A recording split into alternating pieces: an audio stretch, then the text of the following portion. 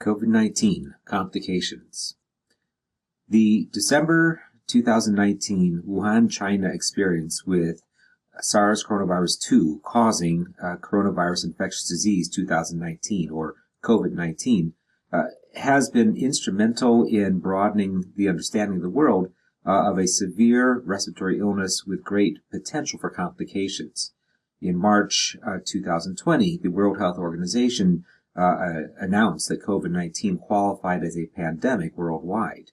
What has been important about this outbreak has been not just the fact that it causes mostly mild upper respiratory tract disease, but that it indeed also causes severe lower respiratory tract disease in a subset of the population who do very poorly with it. Epidemiologically, 80% of infected patients that we know about have mild disease, presenting with fevers, dry cough, fatigue, anorexia.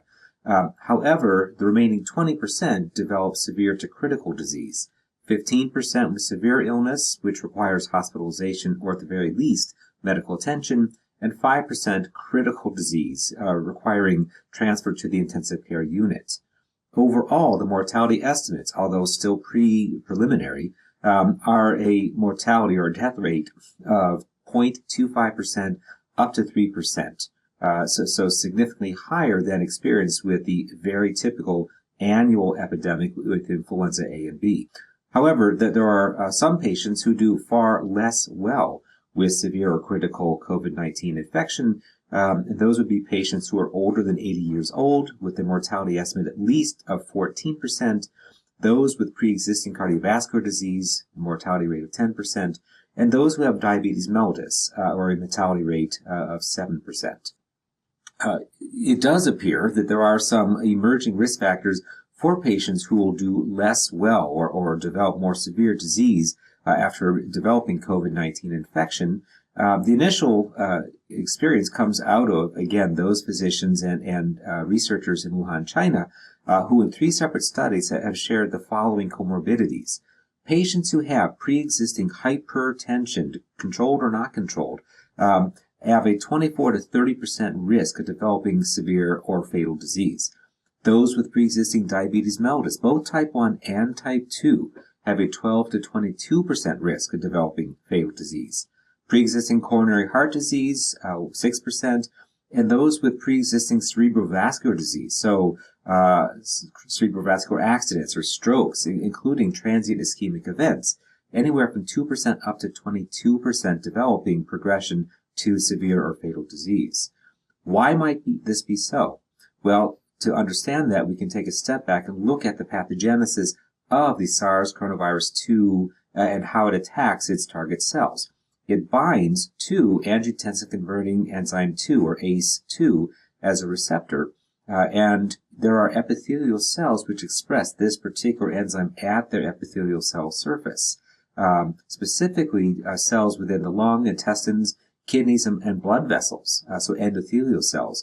It makes sense then that any individual who is on perhaps an angiotensin converting enzyme inhibitor or is on an angiotensin 2 receptor blocker might have an upregulation or a higher expression of angiotensin converting enzyme 2, therefore providing more binding sites or higher potential for binding of SARS coronavirus 2, and therefore much higher risk of developing not just COVID-19, but severe to fatal COVID-19.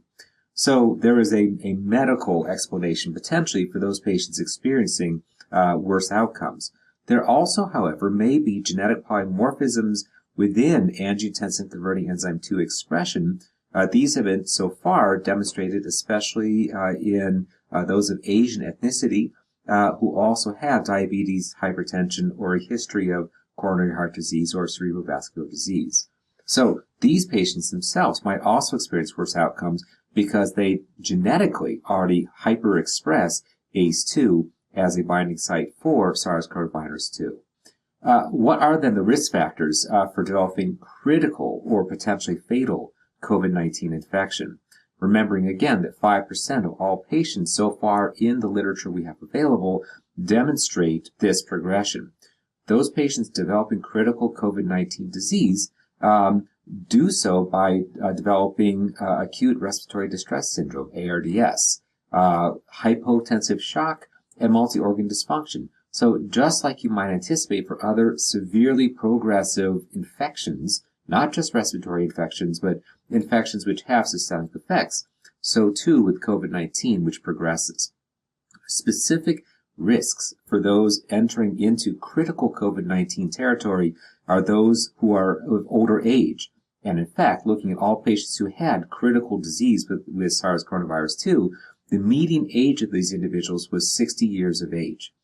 40% of them also had comorbid conditions, and those again, diabetes, type 1 and 2, cardiovascular disease, and pre-existing hypertension. There is one research group that has identified refractory case risks. So those patients developing not just COVID-19 infection, but progressing to severe refractory disease. And those are individuals who are more likely than not male, older, present with anorexia, and present without the typical fevers that have been characterizing other patients with typical or milder COVID-19 infection. Very recently, data has suggested that those patients who present with peripheral oxygen saturation as marked by SpO2 of less than 90%, those are patients, almost all of whom in an ICU setting had that as a presenting risk factor. Median time to onset, so after initial presentation of the upper respiratory fevers, dry cough, fatigue, etc., progressing to intensive care unit transfer or onset of critical care support. That has been taking around 9 to 10 days. This is not an acute present and then rapidly become worse. This is a gradual onset, gradual progression, gradual deterioration, which largely supports an immunologic mechanism for critical disease related to SARS coronavirus 2 and COVID-19 infection. Those patients who do get transferred to the intensive care unit are doing so in large part because they need further respiratory support, whether that's positive pressure ventilation, oxygen delivery, etc., and so forth.